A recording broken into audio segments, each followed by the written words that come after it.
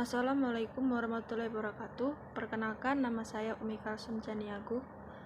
Saya dari kelas KPIC, NIM 1930501068.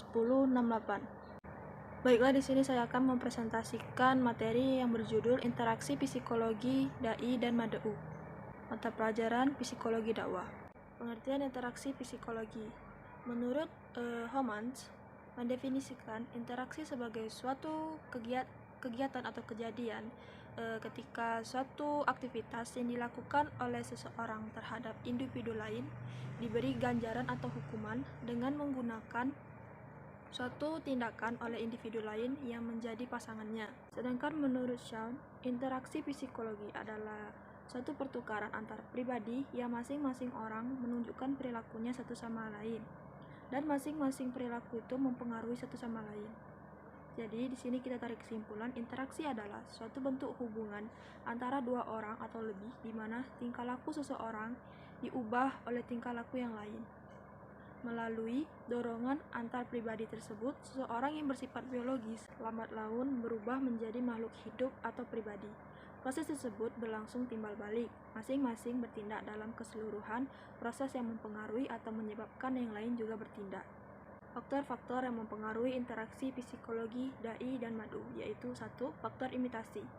Yang dimaksud dengan proses imitasi adalah seperti tiru-meniru dan ikut-ikutan. 2. Faktor sugesti. Itu suatu proses di mana seorang individu dapat menerima suatu cara penglihatan atau pedoman-pedoman tingkah laku dari orang lain tanpa kritik terlebih dahulu. Di dalam faktor sugesti ini terdapat beberapa penyebabnya, yaitu 1. Sugesti karena hambatan berpikir. 2. Sugesti karena keadaan pikiran terpecah-pecah. 3. Sugesti karena otoritas. 4. Sugesti karena mayoritas. 3. Faktor identifikasi.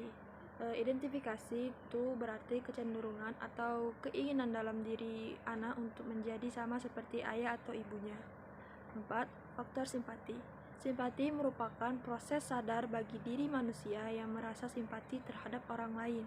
Dalam hal simpati, hubungan yang timbal balik akan menghasilkan suatu hubungan kerjasama di mana individu yang satu ingin lebih mengerti dengan individu yang lain secara lebih mendalam, sehingga individu tersebut dapat merasa berpikir dan bertingkah laku seolah-olah ia adalah individu yang lain. Bentuk-bentuk interaksi Dai dan Mad'u. 1. Kerjasama. Kerjasama adalah salah satu bentuk interaksi sosial yang utama. Kerjasama merupakan suatu usaha bersama orang per orang atau kelompok manusia untuk mencapai atau beberapa tujuan yang bersama. Bentuk kerjasama masyarakat Indonesia yang tradisional disebut gotong royong. Bentuk-bentuk kerjasama antara lain itu kerjasama spontan. Kerjasama yang timbul karena serta-merta atau secara spontan. Selanjutnya kerjasama langsung. Kerjasama yang timbul karena adanya perintah atasan atau penguasa. Yang terakhir kerjasama kontrak. Kerjasama karena adanya kepentingan tertentu dan lain-lain. 2. Persaingan. Persaingan adalah suatu proses sosial di mana individu atau kelompok manusia bersaing mencari keuntungan melalui bidang kehidupan yang pada masa tertentu menjadi pusat perhatian umum dengan cara menarik perhatian publik atau mempertajam prasangka yang telah ada.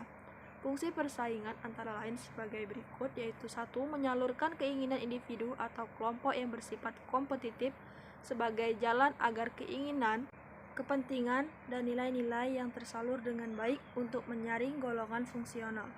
Faktor yang terkait dengan persaingan yaitu kepribadian seseorang, kemajuan, solidaritas, dan disorganisasi. 3. Pertentangan atau pertikaian. Pertentangan atau persaingan adalah suatu proses sosial di mana individu atau kelompok berusaha untuk memenuhi tujuannya dengan cara menantang pihak lawan yang disertai ancaman atau kekerasan. Penyebab terjadinya pertentangan adalah perbedaan antara individu, perbedaan kebudayaan, perbedaan kepentingan, dan perubahan sosial.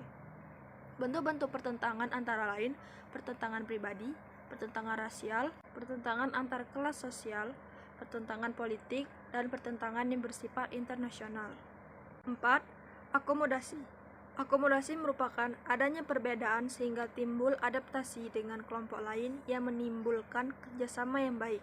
Selanjutnya yaitu interaksi sosial dalam proses berdakwah. 1. Pelaksanaan dakwah atau dai. Dai merupakan kunci yang menentukan keberhasilan dan kegagalan dakwah. Oleh karena itu, dalam faktor ini terdapat ciri-ciri serta persyaratan jasmani maupun rohani yang sangat kompleks bagi pelaksanaan yang sekaligus menjadi penentu dan pengendali sasaran dakwah. 2. Objek dakwah atau mad'u. Objek atau sasaran dakwah berupa manusia yang harus dibimbing dan dibina menjadi manusia yang beragama sesuai dengan tujuan dakwah. 3. Lingkungan dakwah. Lingkungan dakwah adalah suatu faktor yang besar mempengaruhi bagi perkembangan sasaran dakwah berupa individu maupun kelompok manusia serta kebudayaan. 4.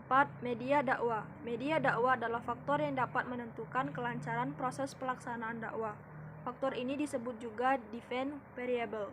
Artinya dalam penggunaannya atau efektivitasnya tergantung pada faktor lain terutama orang yang menggunakannya. 5. Tujuan dakwah. Tujuan dakwah adalah suatu faktor yang menjadi pedoman arah proses yang dikendalikan secara sistematis dan konsisten. Dalam kegiatan dakwah selalu terjadi proses interaksi, yaitu hubungan antara dai di satu pihak dan mad'u di pihak lain.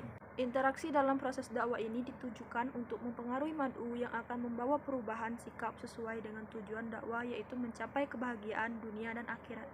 Mungkin itu saja materi yang dapat saya sampaikan. Terima kasih. Saya akhiri. Wassalamualaikum warahmatullahi wabarakatuh.